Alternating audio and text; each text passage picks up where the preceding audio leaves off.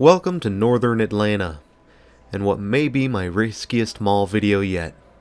Why don't we take a look at a bustling, upscale mall to offset the onslaught of average or dying malls. This is the Perimeter Mall, located just off the Perimeter Freeway.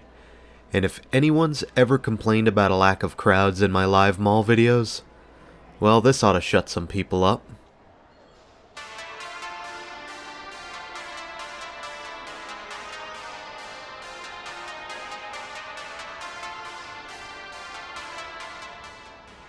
This is one of those videos that almost didn't make it because, well, there were a lot of people at this mall.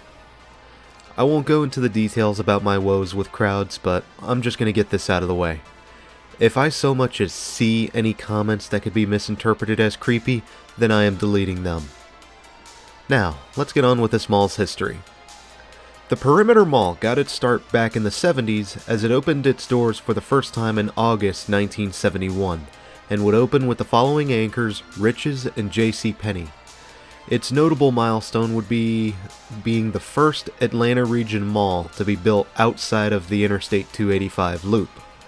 Perimeter Mall did open to a lot of fanfare and would host a large number of stores whom already had an extensive presence in the Atlanta region. A bit of an average start.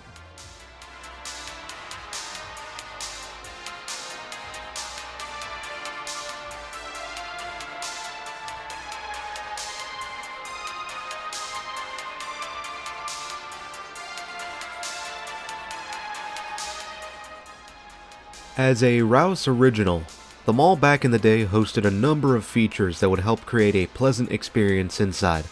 This included extensive greenery and plants, with one tree in particular already mature and growing up into a skylight above it. It also featured a winding stairwell that would lead to a bridge crossing a large fountain basin. None of that is here anymore, as you can see, but you can probably imagine the impression this would have left on new shoppers back in the day. Meanwhile, Rich's boasted about having a new full-line state-of-the-art store that was said to be 2 stores in one. I wonder if it was a flagship.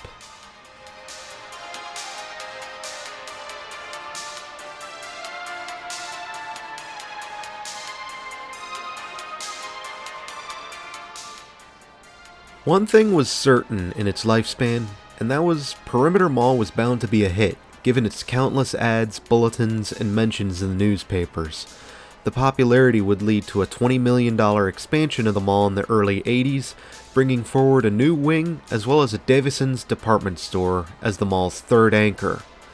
The store would open in 1982 to quite a bit of fanfare, alongside 59 new inline stores which included Ruby Tuesday, Raffles, FAO Schwarz, Franklin Music, and Happy Herman's Gift and Gourmet.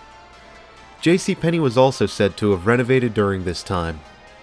Davison's wouldn't last long, however, and was quickly converted into a Macy's store in 1986. A byproduct of a company acquisition, I presume.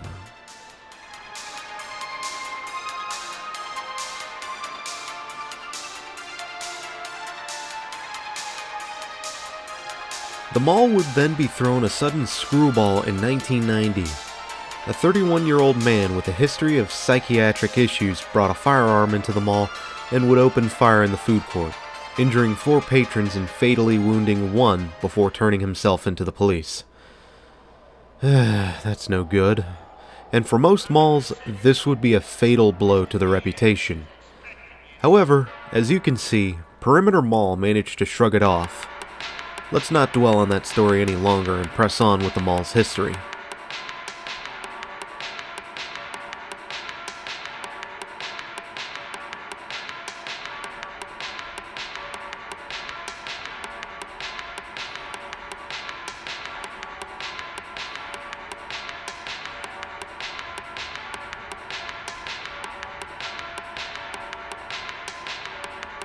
Enter February 1998, and the mall would start to shift towards a more upscale clientele with the addition of a new wing and a 4th anchor store, Nordstrom.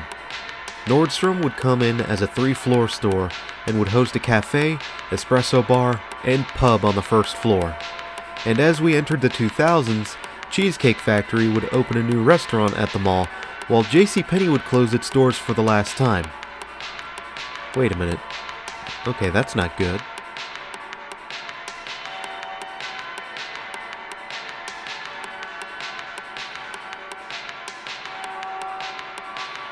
JCPenney would actually sit abandoned for a while, until being demolished to make way for a new Dillards store.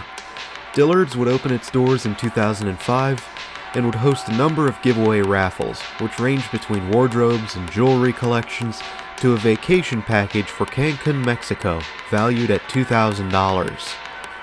Earlier in 2003, Rich's would get bought out by Macy's and would become Rich-Macy's.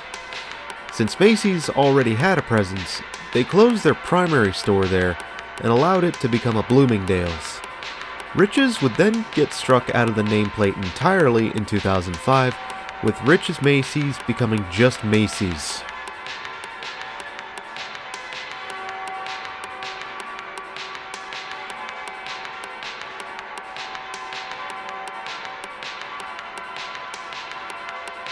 Bloomingdale's would eventually leave the mall in 2012, but would quickly get replaced by Von Maur that same year, almost like it was planned. And over the next few years, the Perimeter Mall would go through a drastic change, bringing it to the look we have today. First, the food court would get overhauled in 2013, and over the course of 2015 and 16, the entire mall would get an extensive renovation with new lighting, flooring, modern seating, updated restrooms, and revamped signage. This would completely bury any 1970s looks the mall had, save for a select few elements. And personally, I'm not a big fan. But given the crowds here, I guess I have an unpopular opinion. I have a lot of unpopular opinions if you can't already tell.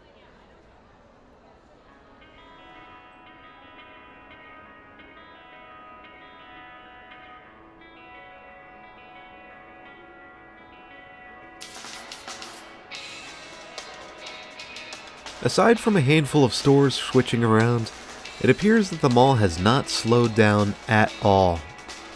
However, another event would occur that would shake up the mall's reputation. You guessed it, another firearms-related incident. On January 6, 2023, months after I arrived here, two patrons got into a heated dispute and one of them drew a firearm on the other and started opening fire. The victim retaliated by returning fire with his own piece and reportedly landed a hit on the instigator. The suspect who began firing was quickly apprehended that day and put into custody. I won't go any further into this subject. Look up the story yourself if you want the details.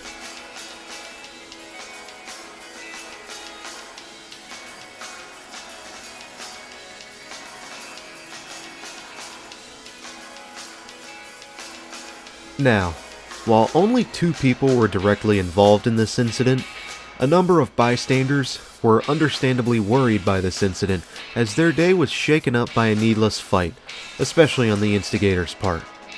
The victim, I personally believe, was justified in returning fire to defend himself, because at that point, they're acting out of self-defense. But let's turn our focus onto the big picture.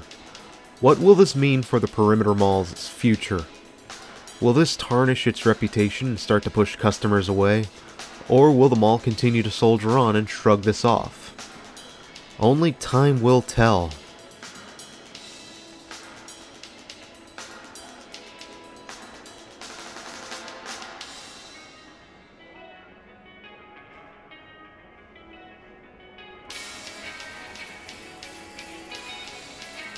Okay, I won't go into detail on what I think about this mall, as it's aggressively average in aesthetics.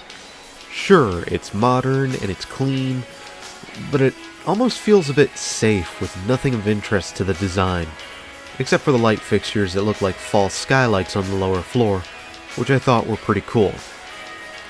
Although, as many problems as I have with the crowds of people, I have to say there's something interesting about watching dozens of them at a time going up and down the escalators every few seconds. I can't show any of that because I'm pushing my luck as is, but it was quite a sight to see. especially in this day and age where everyone is quick to say all malls are dead. Wait a while and it may change, but stop trying to jump the gun so early.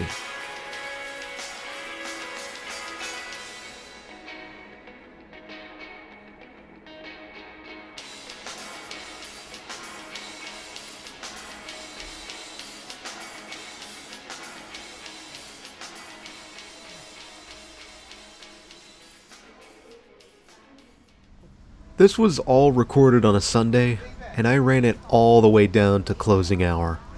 I was originally going to go out through the H&M store, but was quickly stopped by a store associate. Not because I was recording, but because upon closing time, the front doors are apparently locked. Seems a bit weird and inconvenient to force people out of the one or two mall entrances here, but I can't really say too much on the matter. Besides, if you take a look down here, this area is a lot more pleasant and gives the mall a little bit more status. Just take a look at the fountain, which we're going to close the video out on. Thanks for having me, Northern Atlanta. And until next time, this is Doomie Grunt wishing you and the Perimeter Mall farewell and good luck in this mad, mad, mad world.